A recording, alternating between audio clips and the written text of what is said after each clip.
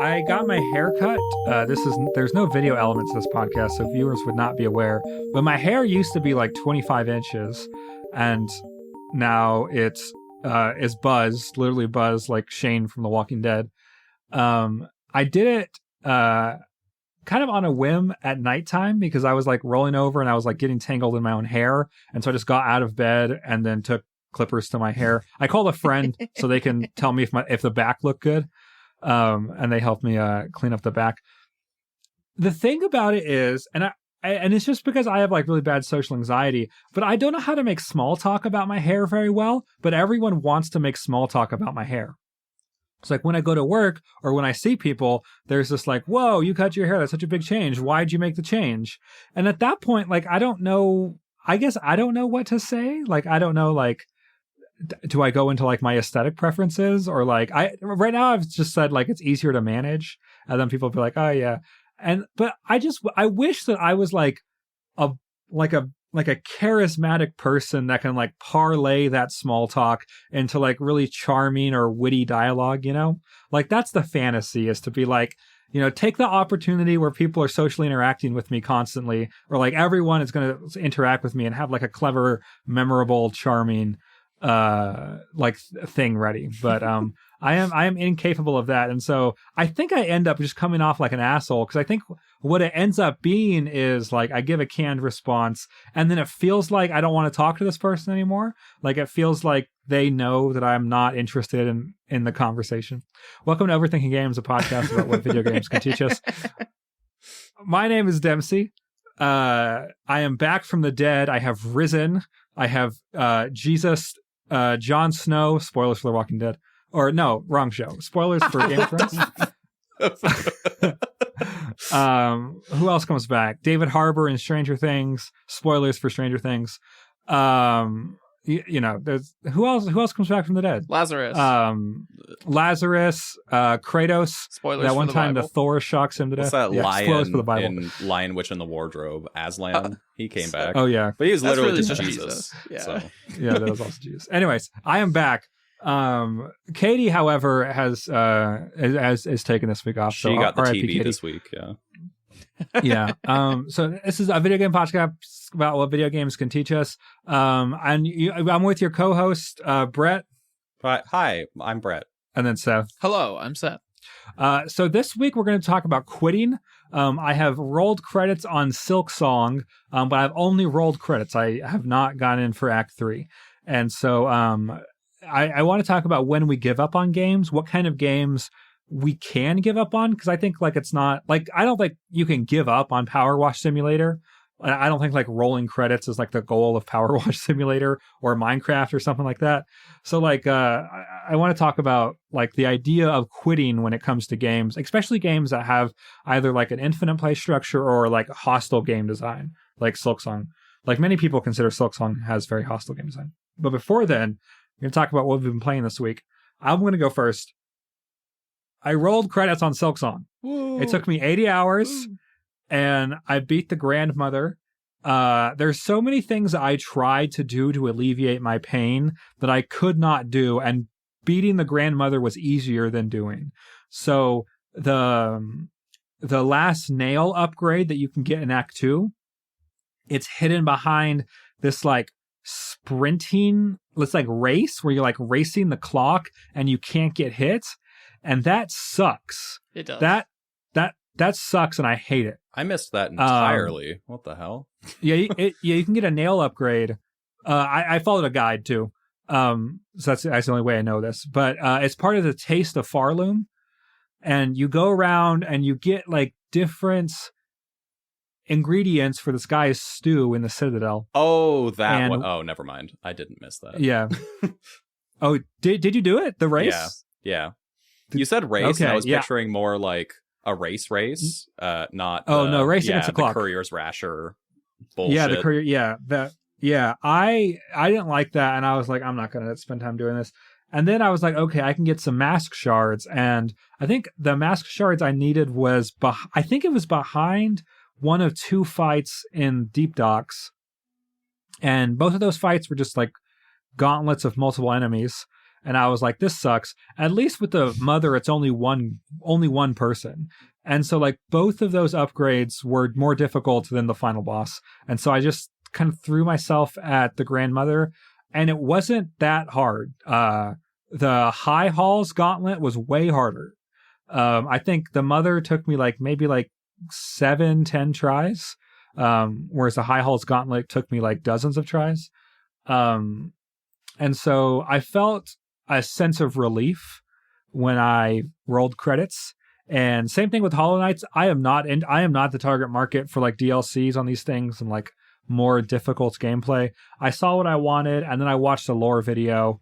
And apparently this game is just really sad. So that's what it's a very sad game about the exploitation of the working class. It seems like that's mostly what this game is about.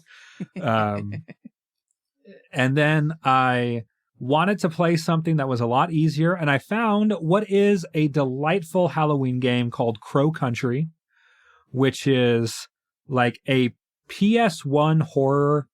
Like it's like isometric kind of, but you can move the camera around. And it's like it's not like real PS1 style graphics, because it's a lot cleaner and more convenient than an actual PS1 game, but it's PS1 inspired graphics. And it's a little detective game. You're a detective. You're investigating like murders, missing persons kind of thing in a amusement park that's like crow themed. And it's such a fun thing because so much of horror is like an amusement park ride. Like so much of like the elements of horror and the elements of like amusement are so similar. And so it uses the setting of an amusement park, which I don't think is like a clever or original setting for a horror thing, but it's really delightful. It's very grotesque and violent. It's very generous with its survival horror elements. And so it's a survival horror game, but like you can always go back to your car and just get more bullets at any time, which I think is very funny. It's like your car is parked right outside the amusement park, and so when you get low on ammo, you can just, and it's maybe like a 45-minute, like the whole map is probably like 2 minutes to get places. Once you have like all the doors and stuff open, and so you can just like, it's like a 45-minute walk or a 45-second walk back to your car to get more bullets. And then like the game seems to really like have a certain amount of supplies it wants you to have at all times. And so if you get too low, there's mechanics like soda machines you can kick that'll just give you what you're low on. And so it's really fun because it's like the aesthetics of a survival horror without any of the frustration. So like you're always technically almost running out, but the game doesn't want to be frustrating, so you never actually have to deal with like being completely out of health or ammo. But you're always like right on the edge. And the controls are like tank controls where like you can't move and aim at the same time. But like when you shoot something, it knocks it back enough to where it's not actually that big of a deal. And like they kind of slow down when you aim at them a little bit. And so like it's just like this really, really cozy, pleasant survival horror. In a way that is like, it's almost toy-like. Like all of the sets and the production design and the character design, they almost look like dolls because of how like low res the PS1 style art style is. And anyways, I'm like, I think it's like 5 hours to beat. I put like 2 hours into it. I really suggest it. If you have PlayStation Plus, it's in the library. So yeah, Crow Country is kind of like a really pleasant, spooky survival horror puzzle game. Brett, what have you been playing this week? I might have to check that out because I only have PlayStation Plus because I have Night Rain. And like I haven't been playing Night Rain very much lately at all, which is unfortunate. But that sounds great because I do need a good spooky game for October because I haven't played one.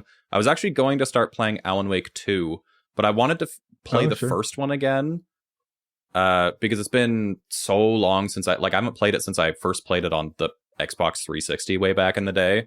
So I feel like I need a refresher, but that was going to be my spooky game. I haven't been playing that. What I have been playing, I also rolled credits on Silksong. Although, unlike Dempsey, I am moving forward into Act 3, but I've decided I'm going to do it on my own time. I'm not going to just like only play this game for the next little bit. I'm just going to kind of pick it up when I want to, or like if my wife and I are watching a show, since I got it on the Switch, I can just kind of play it handheld, and I'm just going to kind of run through it at my own pace. I'm mostly done with it though. And so being mostly done, and like I think mentally mostly done with it. So in the meantime, I've needed some mindless games. So I've been playing more TCG Card Shop Simulator, which is still incredible. And I mentioned this, I think the last time I mentioned it, I think you asked if they're going to add a playable card game to it, like make it playable. Apparently that's that's on their roadmap. So it's like last on the roadmap, but they're eventually going to do it, allegedly, which fun. I'm actually really excited for. Also, I think a couple weeks ago, Supermarket Simulator added co-op. So my wife's going to buy that, and we're going to make our own superstore. Because we've been playing together, but it was just kind of, she would sit there and knit or like do a craft or something, and I would just play on my computer, and we would just co-make decisions. And by co-make decisions, I mean I'm playing the game. But they added a proper co-op, and so we're going to start that together, which is going to be really fun. But I need something a little bit more serious and not simulatory to play. So I caved and I bought Battlefield 6. Because I really love Battlefield. Like, I grew up mostly playing Call of Duty for shooters, but I do really like Battlefield. And I didn't play the last one, 2042 or whatever that one was, because it just looked like garbage, and apparently it was. But this one looks like it's more to form. The one that I've played the most is like 3 and 4, and it looks more like it's back to that formula. And I've played it for... How much have I played it for now? I played it for just under 5 hours, so I haven't played too much of it, but it is pretty good. Like, it is relatively a return to form for Battlefield. They've changed some of the game modes ever so slightly and added new ones, and it feels like they're kind of Call of Duty-ifying it a little bit. Like, the game modes are much quicker. Like, it's much easier just to, like, get in, finish a game, go in, like, less than 20 minutes. Where typically, I would say, so, like, for Battlefield, the main game mode, I think that everyone really plays is Rush, where you kind of, like, start on one side and you attack objectives concurrently until you wipe out the enemy team. And that one you can do in, like, 20 minutes. Whereas before, it was always, like, a 40-minute game mode. Like, it's, like, you're in it for the long haul. And I think that's what I really liked about it. But it seems like they're kind of shortening everything a little bit. But that's really my only complaint about it so far. Otherwise, like, the gunplay feels fine. The customization is decent. They've unlocked weapons for classes. So you no longer have to, like, if you're playing an engineer, you're no longer just locked to LMGs. You get bonuses if you're using light machine guns, but you can use anything else. So you can kind of use different weapons for different classes, which is kind of nice, because I don't really like the idea of locking weapons behind classes. I feel like it's kind of stupid, but that's my own terrible opinion. It's good. I like it so far. I don't have enough playtime to really have a concrete opinion on it, but I think for first impressions, it feels like it's a return to form for Battlefield. I really like where they're going with it, and I really hope they continue to support it in a really good way. And I hope that they don't just kind of ruin it, as a lot of live service games kind of tend to. But sure. Yeah, I mean, that's pretty much what I've been playing this week. Seth, what about you? I feel like, now that I think about it, I actually played a couple different things. So I played a little bit more Silksong as well. Although I'm further than you guys in Silksong. I was complaining about this in the Discord. But I'm on the Act 3 final fight. Which I feel a little bit more open talking about, because both of you guys seem like you're a little like, eh. But the long story short is you're fighting like a silhouetted character on a black-gray background who exclusively uses like black arena attacks. And you're like, I can't see anything. It gets a little bit better, but also like part of the fight is you have to watch the character really closely, because almost after every attack or action they do, they have like 2 different ways that they could possibly go. So it'll be like, a lot of the game to this point has been like, oh, if they do this attack, they will follow up in this way. This fight is more like, oh, if they do this attack, there are 2 different possible follow-ups, and sort of each one like counters the other option. But there is a tell. Like, if you look at the enemy you're fighting, they'll make like one pose before they do the one attack, or they'll do like a different pose if they're doing the other attack. But like, the window to look at this black silhouetted character on a gray-black background, and then you have like a couple of frames to be like, oh, this is what they're doing. Let me like mentally react to that. On top of like, they're difficult to see in the first place, made for like a fairly frustrating fight. I think I got most of the way through it.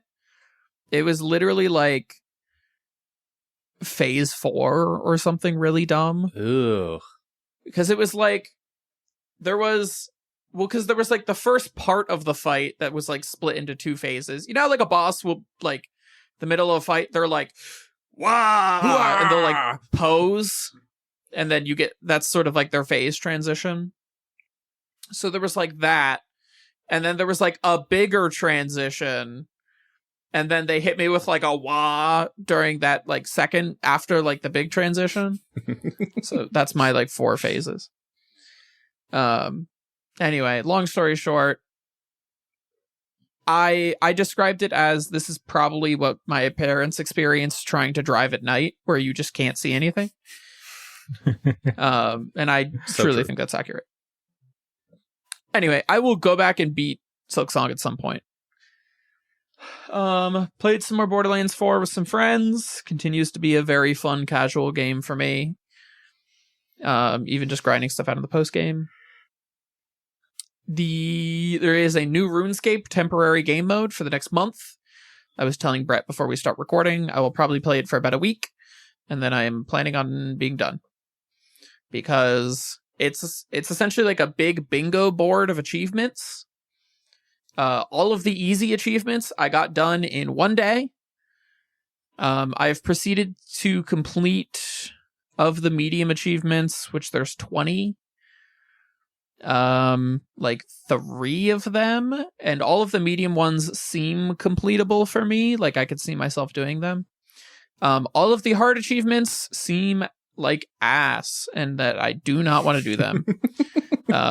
So I don't think I'm going to. Let's see, what else? I talked about Silksong, I talked about RuneScape, I talked about Borderlands 4. I downloaded and have started playing Hades 2. Okay. Because I think you're the first one in the group. I am the first one. Because we had always talked about that we weren't going to play it till it hit full release. It hit full release on September 25th, and I wanted to play it. And it's really good. Also came on recommendation for one of my coworkers who is like, I really didn't like Hades 1, but I really like Hades 2. That's interesting. Like, that is a crazy take. Do they feel like they're different games, or is it just like Hades but better? He described it because he felt that Hades 1 was a very up close game combat wise, and he said Hades 2 is a bit more ranged, so it gives you just a little bit more like reactivity. He said the story was okay and everything for Hades 1. Like, that wasn't what bothered him. He just wasn't a huge fan of the gameplay. I'll say Hades 2 is really enjoyable so far. It does feel like, to me, just more Hades 1, but with like a different character. I've only got to what I presume is the final boss of the run once. It was pretty early too, but I think I just had like a good build. I've gotten close. It works same structurally as Hades 1, where there's like Area 1, Area 2, Area 3, and then there's like a weird like short Area 4 before the final boss. So it's good. I don't have a ton of other commentary. I got it on my Switch, and I don't usually get a lot of games on my Switch. It runs perfectly fine on my Switch. I don't have a Switch 2 or anything, but I haven't had like any latency or lag issues.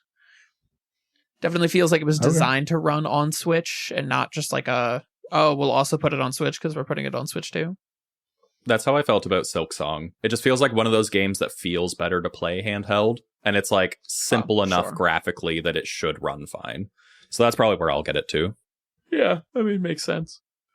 I feel like I even had another game to talk about, but I guess I've done a lot in the last week. I have some like tabletop gaming stuff to talk about, but anyway, that's all I've been playing. So Dempsey, back to our topic. What are we doing?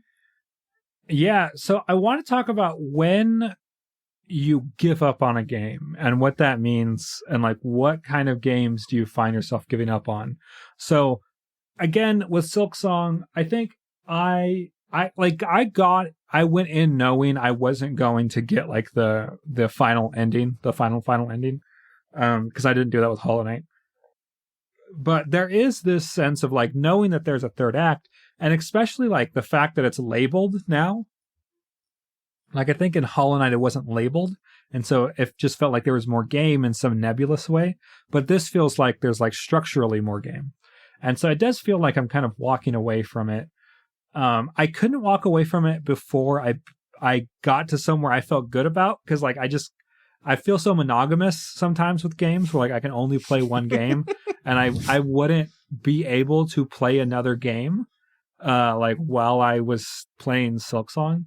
I even tried to play something simple like Power Wash Simulator. And like I just couldn't, like every time I would turn on Power Wash Simulator I'd be like I should be playing Silksong. And I don't know how much I enjoyed the experience, especially when I got to the last 3 big fights of Silksong. The lace fight was fine. Like the second lace fight, I mean that's a very elegant, pleasant boss fight. And Grandmother was like difficult, but like the optional stuff that I was talking about, I didn't really enjoy doing, like this time I spent attempting that. And like I might come back to it. Like going back to Hollow Knight, I was really surprised with how competent I was. Like the mantises, for example, like the first time I played that, they gave me so much trouble, and I beat them the first time when I went back to the game. And so I might go back to Silksong, like seeing if I retain any of that muscle memory. But I was thinking like, okay, like I am giving up on this game, but like there's so many games like I've not finished, but it doesn't feel like I'm giving up on.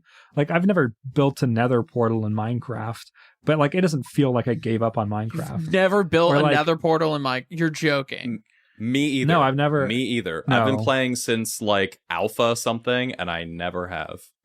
You're both full of shit. There's no way. Literally never. Yeah. This is, and we're not talking like deep into the Minecraft progression. We're talking about like literally would take you 20 minutes to do. Is build a nether portal? Yes. Would literally take 20 minutes. Yeah, but that's not why I play I don't play Minecraft for the progression. I don't. But it's I don't. It's not. It's not It's just like you're just like willfully ignoring like 75% of the game. Well, what's there to do in the nether anyways? It's just fire. The entire rest of the game. What are you talking about? It's not a game that I don't think it's a game that most people play for like the quote-unquote story. I play it so I can build a house and mine resources. But like half of the quality of life features exist past that point. I don't believe you. You know how I play Minecraft? I make a shitty house, and then I walk as far as I can in one direction, and I put torches in the ground so I can find my way back, and then I try to slowly map out as much as possible, and then create like supply caches along the ways, and I will do that for like 40 hours. You guys can't see this, but Seth is dead. He's rolled over. For the visually impaired here, aka everybody listening to this audio, I have slumped down in my chair and have died, and I'm going to go back to being in that state until Dempsey's done talking. Yeah, so that's how I play Minecraft. I'll like I'll walk in like one direction until I'm done, and then I'll come back and I'll see if I can follow my trail back, and then I'll go in another direction, and like that, and like I try to map things out. Like that's how I play Minecraft, and I don't feel like I'm missing out. I guess apparently, according to Seth, I am. You are. You actually are. There's no way I'm gonna use like redstone or like the more complicated mechanics. You don't need the nether for redstone. What do you get in the nether? This is an actual question at this point. I don't think you get anything. I think. Speaking of giving up, I think Seth's about to give up this podcast. I'm about to leave forever. And so like Minecraft is one of those games where I don't feel like I've given up on, even though I have not progressed. Power Wash Simulator is like, there's certain games like Blotro. Like there's certain games that I will stop playing but not feel like I've given up on. And I think like whether a game has a narrative or whether a game like has like a planned out path like is obviously a big part of that. But like when like I guess another one that I've given up on recently is Senua's Saga. And that is because it's unpleasant. It's an unpleasant experience that I just didn't feel like I wanted to go through. I think, and I also think like I have it on my Steam Deck, which is not the best way to play that game. I want to play it on my big OLED, on my TV, because the visuals seem very, very important to that story. But I didn't finish that, and I don't have plans to go back to it immediately. And so like, yeah, and so like there's different reasons why I will give up on a game. And it's interesting because like Demon Souls, I made it all the way through, and Elden Ring, I made it to the main credits. I'm not probably ever going to get the DLC. What's it called? Shadow of the Erd Tree. Yeah. Yeah. I'm probably never going to get that for Elden Ring because like I made it to the credits, and that's it. I'm done. I never have to go back to Midgrave or Grim World or whatever. Limgrave. Yeah. 2 fantasy syllables it's called. So like what games like do you feel like you have just given up on, and like what elements of that game convinced you to just like give up on it? Like it's not worth your time anymore. I have 3 different examples of 3 different kinds of games, and the reason I will give up on all 3. Okay. So the first one I think is single player games. I will give up on a single player game if it feels like it's taking too much of my mental energy without too much of a reward. And that being said, like I've played all the Souls games. I've never given up on a Souls game. I've given up on plenty of Souls likes because I feel like the Souls games are very fair, even though they're hard, because they're made to be beaten. Like you need to just learn from your mistakes and just continue and keep fighting and get better. Like literally it's just a get good game. And that is 100% just those games. But there's Souls likes that I will give up on because it feels like they're not fair and they were built hard just to be hard. I will give up on those games very quickly because I just don't think that they're made very well. But it's also like if exploration is really tough and annoying, or if I have to grind for a lot of stuff, I will give up if I have to grind a lot. I don't often enjoy grinding in games, and if it's necessary to progress the game, I think that's just not really my thing. So I'll give up if I feel like I'm just like spending hours doing the exact same thing and it's not fun. And that's one of the reasons I almost gave up on Silksong. I would have come back to it eventually, but it felt like I was just throwing myself at a brick wall and I wasn't achieving anything. And then I just beat what I needed to by sheer luck. And I managed to get on with the rest of the game. I beat it. I'm happy. I'm going to go through Act 3 eventually. So single player games, if they're too grindy or if they feel too monotonous, I will give up on them. Live service games, so like multiplayer games, I will give up if it doesn't feel like they're being respected very well. And a good example of that is Marvel Rivals, where I haven't played for a couple months. And that's because the last time that I played the game, I really enjoy playing support and tank, but they put way too much into DPS players, and it made the game just flat out unenjoyable for anyone who wasn't playing DPS. If you're not insta-locking Wolverine, the game sucked. Like, straight up. It was not fun. There was no reason to play tanks 90% of the time, because It's just like everyone's running just like 4 DPS 2 support comps, and it sucks. It's like, it's not fun. It's not fun for people who want to play supports or tanks, especially tanks. So I just got very frustrated and I gave up on it until it feels like it has a better ecosystem, which they just added another DPS. So it doesn't feel like it's getting any better. It feels like it's just getting worse. I watch the buffs and I watch the nerfs, and they just keep nerfing tanks and buffing DPS players, or not nerfing fucking Bucky. But anyways, I will give up on live service or multiplayer games if it feels like they are just disrespectful to the environment and the ecosystem. So it's like that, or like Call of Duty with adding fucking Snoop Dogg skins and shit. I don't care. I don't want that. I just want to... Yeah, anyways, I'm an old man about skins. But then there's co-op games where I like playing Repo with friends, and I like playing... Oh, what's that other one? There was another one that was really popular for a minute. It's like Lethal Company. Those are 2 co-op games I played in the last year. And I gave up on both of those because people are tryhards. It's like the group of people who I play with, we have a couple friends who like min-max the shit out of those games, and to the point where it's not fun because it's just a job.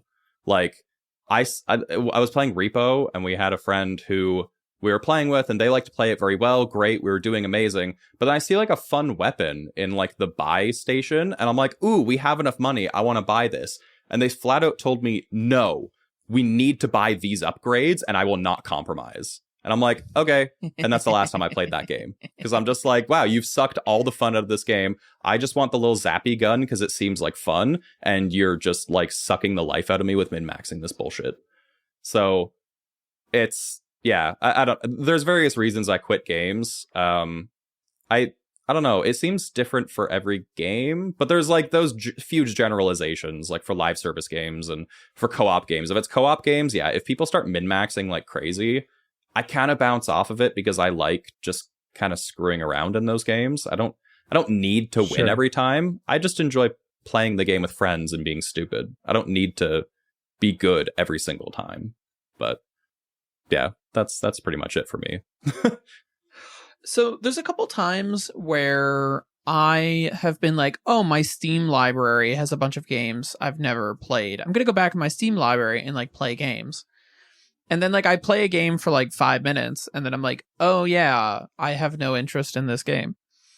And part of that is like I got a lot of the games in my Steam library just off of like Steam sales or like Humble Bundles or something, where it just like came. There was like one game I wanted, and then like 9 other games, but it was like $1.50, so I was like, whatever. And my Steam library is just like full of junk like that. But I feel like I don't actually like bounce off games very often. I think that's because I tend to have like a pretty good idea about like the kind of games that I enjoy playing, and I don't deviate from that a ton. Like if it's not a deck builder roguelike or a Metroidvania or like one of the Souls games or like a game from like a series that I've like well established that I enjoy, there's like a very low chance that I'll get it in the first place. Unless if like I see somebody else play it and I'm like, oh, that looks fun, I want to play it. A couple examples though, like I'm infamously a Baldur's Gate 3 hater for like a game I bounced off of for like reasons I've stated a bunch. I don't need to get like super into, but yeah. For the quick recap on that, it mainly came down to like being frustrated a little bit with like, I guess not necessarily like the mechanics in the game was part of it, but more about like, I don't know, like the extra game mechanics, like the how the game saves and how it like how like that saving interacts with like different game states. But also like some of the like decision trees in the game I just found frustrating. I have bounced off of games before I think Brett made the point about this, for just being like a little too mechanically complicated. There is a lot of roguelites that fall into this category, because oftentimes I do feel that like simplicity is simplicity helps a lot for like a roguelite design. And I'm trying to think. There's this game, and I swear I can't remember the name, and I can't find it in my Steam library. But it's a game where like it's a circular path, and it's sort of vaguely tower defense-esque, and it's like a deck builder roguelite.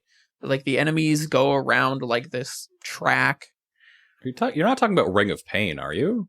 No, I don't think so. You talking about Loop Hero? Maybe? Is that Loop Hero? It's crazy there's 2 games that could be. And they're 2 very different games. Loop Hero, yeah. Oh, okay. Loop Hero was a game that like I bounced off of, mainly because I was like, I feel like there's too much going on in this game. Just both like mechanically, but also like it's a very visually busy game. And that can be off-putting to me a lot of times. I'd rather just have a game that has like simple mechanics that the exploration of those simple mechanics is sort of what informs like the greater play design. A great example of this for a game that I love going back to is Luck Be a Landlord, because that is like ultimately a very simple game about like, hey, here is your slot machine. It's not even like Clover Pit style where it's like literally like pull the slot machine. It's just kind of like, okay, here's like your slot machine UI. This is also your deck. There's not really much else to understand. Just like click the buttons, add things to your deck. They get a random position on the screen, and that like triggers things to happen. That being said, I also really like Magic the Gathering. So that's like the antithesis of what I'm talking about right now. Is there like a amount of progress in a game where you're very unlikely to bounce off at that point? Like, I think for me, like if I give a game like 6 hours, I'm probably finishing it. Like, I think it's very rare, or maybe like if I make it like halfway through, like it's very rare for me to give up on a game when I feel like I've made it like halfway through. Like that feels like I'm committed to that game at that point. I'm thinking of examples of where that's not the case. I didn't finish Animal Well. But I don't think I was halfway through though. From what I heard, there was like so much more content and Blueprints as well. Yeah. Blueprints is a game I gave up on. Yeah, Blueprints I also gave up on. But I don't know, I felt the same way about Blueprints. Like, it was a game that I often felt like I was getting close to the end, and then I looked on the internet, and there's just, like, so much more game. Blueprints is, like, basically the same with, like, Silksong for me, where I did kind of the main thing. I technically rolled credits, no matter how much left there was in the game. Like, there's so much more that you could do past, like, getting to the whatever room at the end that they initially lead you to. Like, there's so much more than that. Just like in Silksong, like there's the entirety of Act 3 that you miss out on if you only do the grandmother. But I feel like it's an acceptable place to kind of call it quits if you're not totally invested in the game. So here's my take on this. And so I think that if you're rolling credits, you're telling people that they have experienced your vision. Yeah. That is, if you are rolling credits on a game. That's like the developer saying, like, you could be done if you want. Yes, that's like, okay, like you have experienced like broadly what my vision is for this piece of art. And then you create extra challenge for people who are extremely enthusiastic about that. But I think if you make it to roll credits, you have experienced the vision that has been laid out. That's how I feel about like making it to rolling credits. Now, there are some times when I have been told I've been wrong about this. Like when I rolled credits on Hades and then put Hades down. Yeah. And then, I mean, that's just But wrong. again, it's like but again, it's like with Hades, I'd still agree with you where like broadly you have experienced what the creator wanted you to experience. You got the gist of it. It's just like, do you want to do this for another 20 hours until you hit like the end game? It feels like it's in the same stretch. Well, but like, my only bit if about they wanted Hades, me to play more, put the credits later. I don't know. My bit about Hades though is it okay, I get the point of like rolling the credits later, but it is like part of the meta narrative of the game too is that like Zagreus can only survive so long on the surface and therefore is like forced back down. Like the game, it's never really over for Zagreus. And like that's narratively it's interesting because really you only get, I mean, like 1% of the narrative of Hades if you only ever beat it one time. The story isn't even really resolved. The story itself says that Zagreus is like, I beat my dad, and then he's like, what do I do now? And then he gets like sent back to the underworld. But like the nice thing about a game like Hades 2 is once you beat it once, you've done the hard part. It's just like you said about going back and replaying Hollow Knight. Like once you've beat the game once, you've done the hard part. You're going to breeze through it the second time. Yeah. So the initial question was like, how much time? So I looked through my Steam library real quick, and it looks like all the games that I have not finished, but put a good amount of time into, I put somewhere between like 5 and 10 hours into before I abandoned them. Okay. And it seems like the upper part of that is about 10 hours. If I spent over 11, I typically finish the game. And this isn't including games like Space Marine 2, where I finished it in, like, I finished the campaign in, like, 8.5 hours, or something like that. Like, this is, like, games that I played, didn't quite get through, like, Blasphemous. I never finished Blasphemous, but I have about 11 hours in it. And there's no reason why I didn't finish that game. I don't know. A lot of me giving up on games, I'm realizing now, is just, like, me struggling to anchor myself in something, because, like, I have ADHD, and it's like sometimes I just bounce off things because I just need something else to stimulate. Like, this isn't giving me the immediate dopamine that I need. So like, I'm just going to bounce off it and do literally anything else. And I'll just bounce off it and I'll play 6 games before I land on another one that I like end up finishing. And that's just kind of a lot of my pitfall is just, I don't know, this game just didn't really capture me quite the way I wanted it to. So I just need to play something else. But then I'll play something like Expedition 33, or I'll play something like Baldur's Gate 3, where that is all I can think about for like a month while I play that game, and I'm going to sink over 100 hours into that game, no problem. And it's just like, I just need to find that game. So it's like me giving up is almost like, I just need to trial games before I figure it out. Are there games that you would say that you loved, like genuinely loved, and also not finished? And do you think it's fair to have, like, how serious of an opinion do you feel like people should have if they have not finished a game? I have 2 in mind that I feel like Seth is gonna maybe shit on me for, but like, I've never finished Darkest Dungeon because it's just a game that ends up being too frustrating, and it's because of the way I play it. And the other game, actually, is XCOM. I have not finished either of those games for the exact same reason, actually. And this is like it being, I focus way too hard on like 1 or 2 characters. They become my ride or die. They die, my run is dead. I literally cannot recover from this because everything's too hard, because I haven't built up a proper team. I just focused on one dude, and now I'm fucked. So it's like... You can play Expedition 33 like that. Oh yeah, 100. Well, it's like, it's the like old way of that's like, how I played Expedition 33. Everyone I know who, you know, started out with Pokemon. That's how we all started playing Pokemon, was like, I'm just going to level up my one favorite Pokemon, and then it's level 100, everything else is level 50, and everything else is just a revive machine for my one character. But there's certain games where you can't play like that. And like XCOM and Darkest Dungeon are those games for me, because I'm just not playing them properly, but I don't enjoy it when I do have to play it properly, which is stupid. I understand that's ridiculous. Animal Well was a game that I loved so much. I loved everything about it, except the fact that at a certain point, I started to have to look up like 60% of the puzzle solutions because I just had nowhere to go. And like, it was at that point when I was like, I feel like I'm not really playing the game anymore. Like, I'm not engaging with the puzzle solving in a way that's like interesting or like what the developers intended. And so I moved on from Animal Well. But having said that, Animal Well, I think, is an extraordinary game.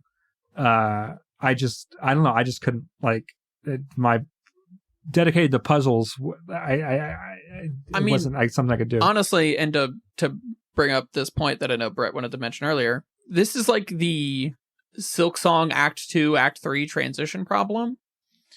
Where Oh, yeah. and Brett, I'll see if you agree with me on this. My interpretation of how you're supposed to figure out how to transition from Act 2 to 3 is you go and you have to talk to the flea people, which there's something that guides you back to them. I forget exactly what it is. But the flea people... Because you have to move them from place to place. You have to move and then, them like, from to place get them to their place. final location, you have to get, like, 20 or 22 fleas or something like that. There's, I think, a quest that directs you to them that then they say, hey, here's all the marked spots of the rest of the fleas on the map. And that's supposed to, I think, guide you to all the areas you missed, because you have to capture all the flies in order to actually transition from Act 2 to 3. And because there's at least one flea in each of the areas, you can see, like, oh, I have this big chunk of the map I was missing. In this case, I literally missed the entirety of Bile Water. And you can say, like, okay, I guess I'm going to go look for a hidden wall to get it figured out. Because that was my only option. I missed 2 different hidden walls in order to get into Bile Water. Which that was frustrating. But, like, once I got that figured out, I was able to just kind of get, like, the rest of everything mostly figured out. I think the only other thing I was missing to trigger the transition... Oh, I needed the key to get into the Bell home. But... I didn't know that was a requirement. Yeah, that's a requirement. But I never picked it up from the person in Bellheart, because I just assumed that every time you went there, they were like, hi!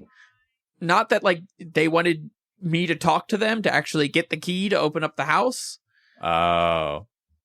I just assumed that it was so in funny. a spot in the game that I never went to. Because that person has always been, like, spinning around and being like, oh, hello. Like, singing and, like, doing... Yeah. Right, But then, so when like, they were you, like... you come and they're like, oh, hi! They're, like, waving at you. I'm like, yo, what the fuck do you want? I'm like... Oh, no, I literally was just like, oh, yeah, that's in character for them. And I, like, moved on. That's so funny.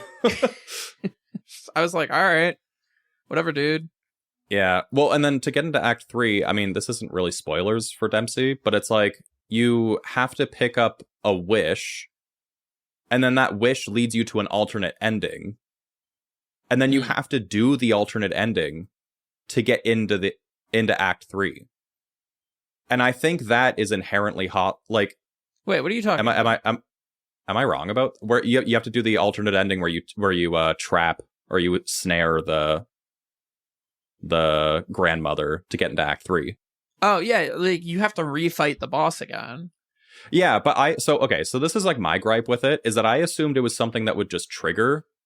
I didn't think it was something that you had to, because I'm like, oh, I want to do everything before I fight the boss again. I don't want to have to fight the boss again without, like, a need. I didn't realize that you had to do that, and I looked it up online, and literally no one online says that you have to go and do that ending. They're just like, oh yeah, do these few things, do the wishes, and then you're good. And so I do all the wishes, I do the things, and I didn't realize you have to fight it again to get into Act 3. You? And I think they do not tell you. Like, there's literally nothing in the game that suggests that... It suggests that it's an alternate ending, but the game ends there, which it legally does. But then you start up your save again, and you start it up again, and then you suddenly it's like, oh, Act 3. It's like, well, what the fuck? Like, you have to roll credits again. Aren't the shamans, like, go beat the shit out of the mother again?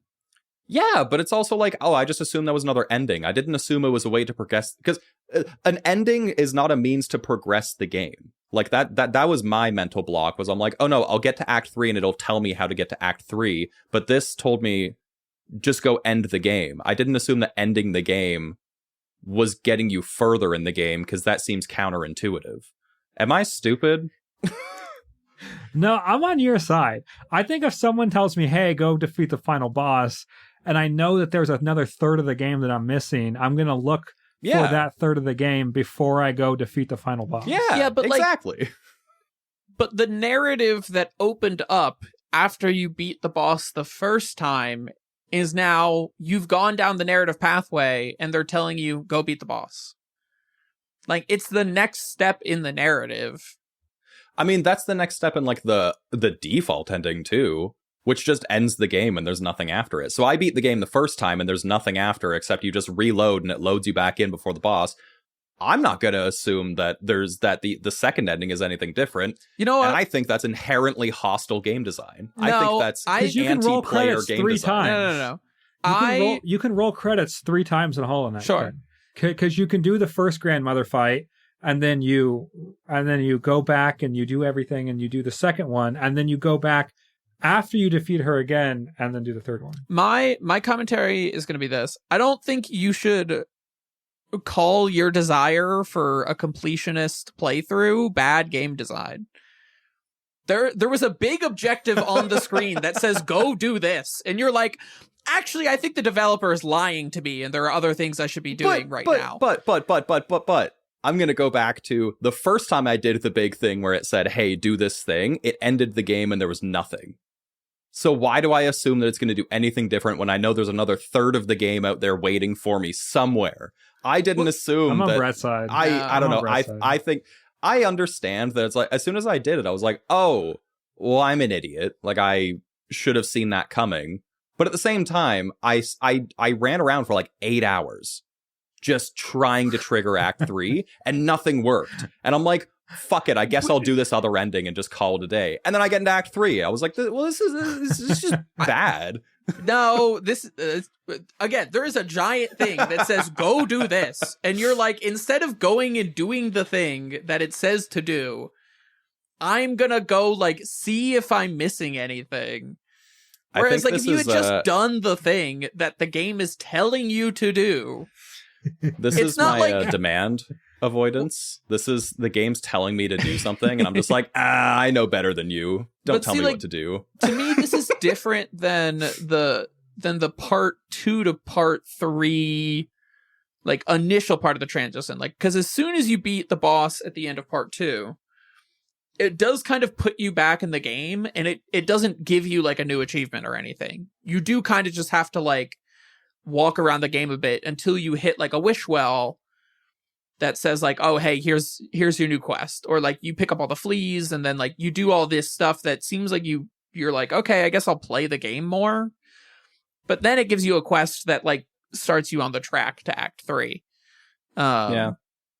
Like, I get it. It just does feel inherently, to me, it feels inherently anti-player. And like that to me is, I'm like, yeah, I'm kind of done with this. Like, I'll play it eventually. I'll get through this eventually.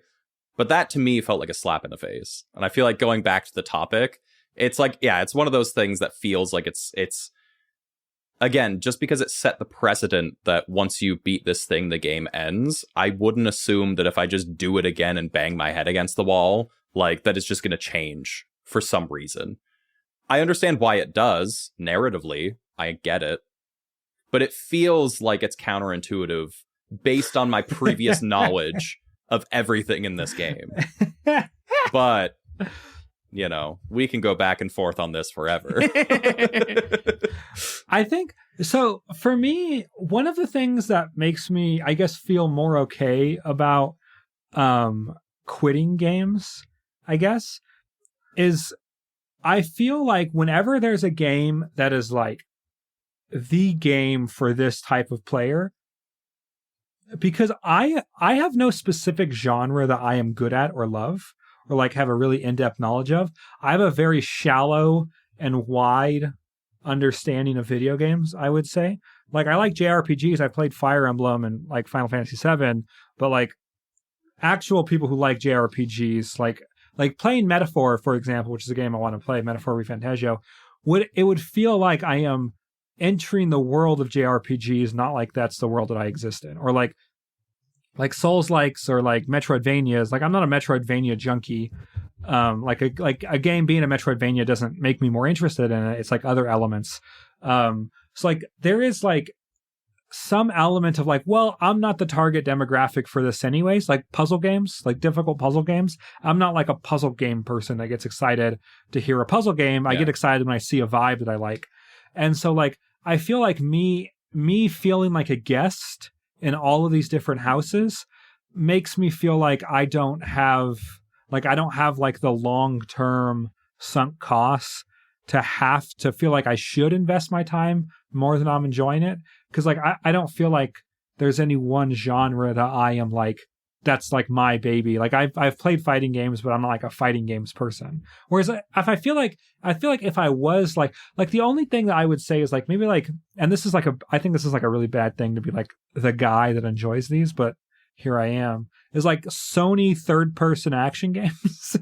Yeah. Like I'm like that's like, if any, like that, I don't think that's like a good genre to like be a fan of, but like that's my main like genre that I'm like whenever Santa Monica puts anything out, I'm very excited. And so like I just feel like I'm a guest in all of these different genres. And so because of that, I feel like my out is a lot easier. I don't feel committed to them at all. Does the price of a game dictate how invested in it you are? Like if you pick it up on a Steam sale for $2, are you Absolutely okay not. with discarding it just because it costs $2? Whereas if you bought it full price, do you feel really? Okay. No. Yes. I think I feel that I will buy something 100%. full price. I will buy something full price, play it for 2 hours, and be like, "This sucks."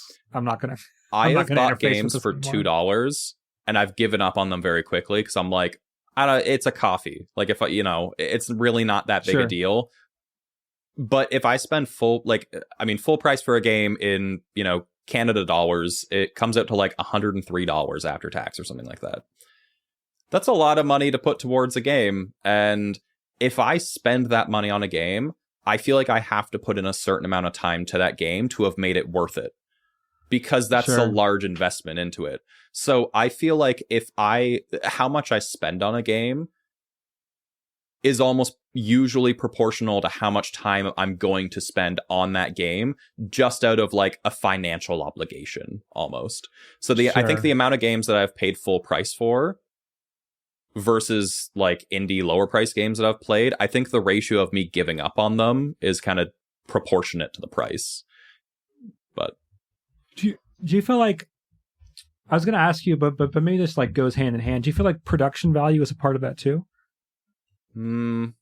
I think so. Like a AAA game, you're more likely to invest in than like a $2 indie game. Actually, not necessarily. I mean, like, flashier games are nice, but so in today's climate, a lot of games that are being released by AAA game studios are just like Unreal 5 engine games, and they all look the exact same. I don't care what anyone says. They just use the default lighting effects. They all look the same. There's nothing visually distinct about any of these games that are coming out from Unreal 5, unless they're not, unless it's like an indie developer or like someone who's not using the default like settings on it, basically. Sure. But like those games are seen as having high production value because they're like AAA studios. Ooh, it's big and flashy. But like a game like, okay, there's a perfect example to this. There's a game called Arctic Eggs that I played earlier this year, and it looks like shit. This game looks like fuck. Yes. It's literally like, this game looks like a PlayStation 1, like it's gross looking. But the writing is funny, and it's just like such a weird, intriguing idea for a game, an aesthetic for a game, that you can tell that someone invested a good amount of time into this, but there's no real like large production value to the game. But that's one of my favorite games I've played in a long time, because it was just one mechanic, very simple. It did exactly what it needed to do, and I put like 10 hours into it, which is enough to play it like twice. Whereas I won't look at a game that has high production value, like Ghost of Yotai or Ghost of Tsushima. I played a little bit of Ghost of Tsushima. It looks very nice, but like knowing how much money went into it is not going to make me want to play it. And I will probably never go back and finish Ghost of Tsushima because I just don't really care about it. Even though like I bought it full price. That's one of the few full price games I've just gave up on. Just don't really care. Sure. See, I am totally in the boat of, if I spent a lot of money on a game, I better damn well get some money out of it. But I completely feel the same way about a game I bought for like $2. I'll play a game I bought for $2. Well, and now it's different. Because I still have like frugal teenager brain where I was like, I make like $8 an hour or something ridiculous I made. And I was like, I don't have money to spend on things. So like if I spend money on something, it better be worth it. because now I just put it in terms of like, oh, this game is equal to or cheaper if I just like went and visited my girlfriend at the coffee shop she worked at and I got like a coffee and a croissant. It would cost like the same price as this game. And it's definitely worth it when you put it like in that framework. Sure. Which is why I'm still so surprised that like Silksong was $20 because I mean, geez, what an actual like steal for that game. I mean, that's like the price of it. Oh, sorry. I was going to say that game like really pointed out a glaring issue with the game industry to me, where it's just like, no, this game that took a long time to make, but you know, they're still going to charge $20. Whereas like if a AAA studio was like, we spent 8 years making this game, they're going to charge $110 for it and expect you to thank them for only pricing it at $110. But it's like, they don't need to do that. There's no reason for that. Like good games are not made on insane budgets. And if I hear that, they put $700 million into this game, I'm like, oh, so it was it was a tax fraud scam. Like, it's like, oh, cool. I'm going to go pay $20 for Silksong and get way more enjoyment out of that than I ever spent on a $100 game. Hard disagree. I am so excited to pay $100 and play GTA 6. I am like the technological achievement that game is going to be. I am like sold. I've drinking the red pill. And that game took like a decade or whatever. And more than that. The horse balls are going to shrink her. You know, all that stuff. You're going to see Franklin's testicles shrink in real time as he's as he's going through the snow. I do think that like on some level, I am really, really interested in spectacle. It's the reason why Avatar movies are some of my favorite movies ever made.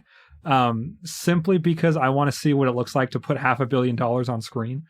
And I love going to the theater and seeing that. And I think like it's my favorite thing about a lot of games that I don't like for other reasons. I'm trying to think of, well, I don't know. I guess like if I was to play Battlefield, I think that like the thing that I would enjoy about Battlefield is the spectacle of like a tank blowing up and it looking really spectacular. So I think my level of interest is peaked when like what's that game that has taken like 20 years and people spend like $50,000 on Star Citizen, fake ships? EVE Online. Star Citizen. Oh, okay. Both. I mean, I like both. Like if those games, like if I was to ever interact with those games, it would purely be because I know there's some spectacle that I am expecting about this. And I love spectacle so much.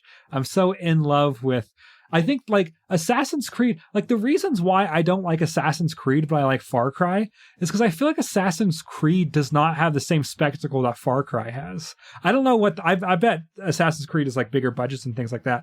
But like, I had no interest because like, you could blow up a tank in Far Cry. You could shoot, I don't know. It's just like there's literally like just like a bigger level of, I don't know, like colors and flashing lights on the screen that I am interested in. But that's like one of my points though, is that like exactly Assassin's Creed, like the newest Assassin's Creed took way more to make probably than the newest Far Cry. But like they've been actively taking away features since like Black Flag for Assassin's Creed, but charging more for it. And it's like, they're like, oh, we spent 18 times the amount we spent on Black Flag. And it's like, well, where did that go? And then the CEO of Ubisoft is like, I took home $8.5 billion this year. And it's just like, oh, that's where it fucking went. Like, it's, I don't know. I think I'm too cynical about capitalism to care about how much money is put into something. I inherently believe that the more money is put into something, the more it's basically money laundering. It's just like that. There's no need for this game to have taken that much money. There's no need. It's insane. Movies, I think, are different to a degree, because there's like a physical thing that's like that. You know, like for Andor, Star Wars. It's like, well, they go like build physical sets and go to physical places and make costumes and stuff. For the newest Assassin's Creed game, they copy and pasted the code, the assets, and everything, and just like slapped a different color scheme on it. They didn't cost fucking $500 million. Like, go fuck yourself. Yeah, I don't know. I just feel like there is like. And maybe it's because, okay, so part of it is because I like Sony games so much, which I think Sony games are like spectacle games, like God of War Ragnarok. Like the pitch behind that game was like seeing Greek mythology with a $300 million budget.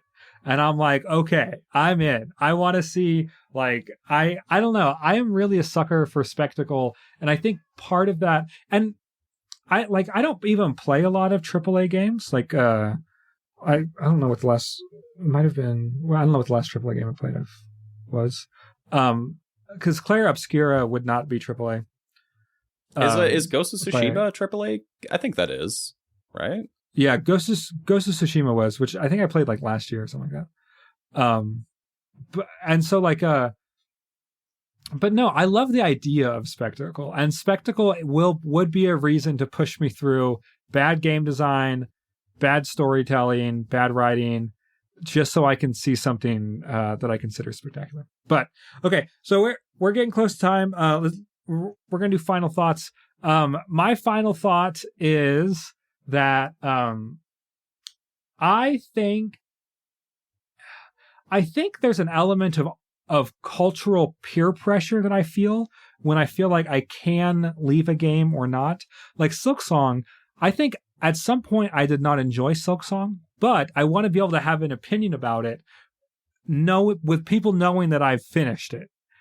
Whereas like other games, like Blueprints, I feel like there wasn't the same it wasn't as culturally as important. And so I could back away from it, have an opinion on it. And the fact that I didn't finish it doesn't seem to hold the same weight.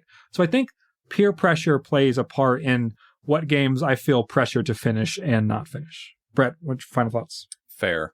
I think I've realized more and more that like my neurodivergence is what makes me not finish games more often than not, which I often think it's just because I'm a grumpy old man who's upset with, this mechanic doesn't excite me or this and that. No, it's usually just because I can't hold my attention in one place.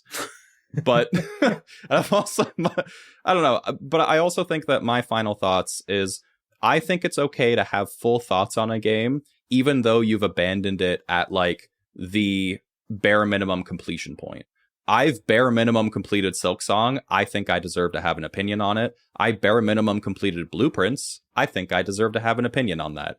And I think people who are like, I don't think you have to have 100% completion in a game to be able to form an opinion. And I don't think your opinion is any less just because you didn't finish it.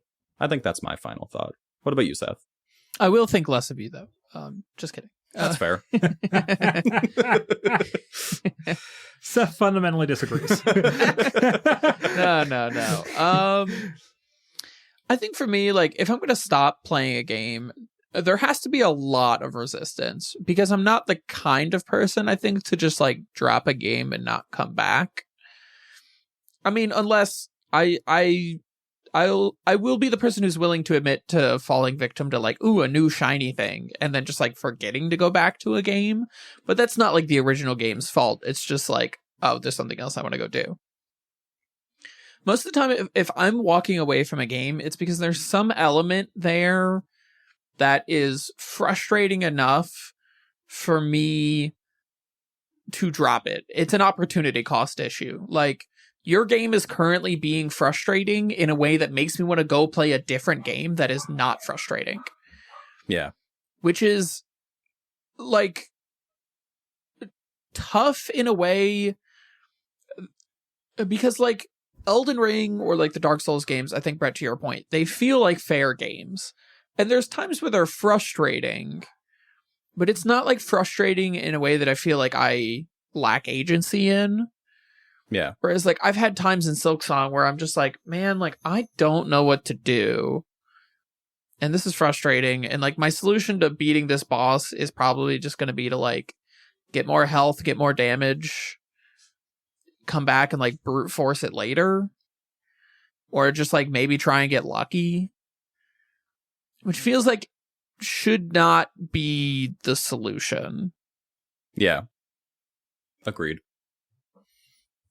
Okay. Well, we did an episode. Today was October 16th. Happy Halloween, everybody. Thanks for listening. We got emails. If you have opinions on anything that we've talked about, hit us up on the email in the description. Follow us on YouTube, TikTok, Blue Sky, Instagram Threads, and Instagram. And thanks for listening. Tell your friends. What else do we say? I think it's it. I miss Katie. All right, bye. Bye.